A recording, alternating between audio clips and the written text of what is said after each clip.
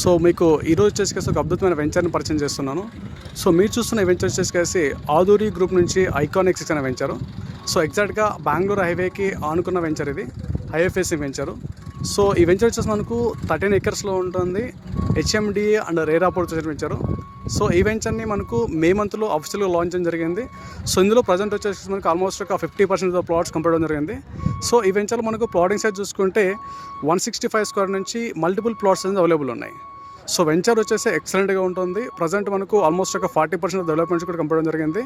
So Shadnagar రెసిడెన్షియల్లో ఉంటున్న venture, దాంతోపాటు IFSC venture.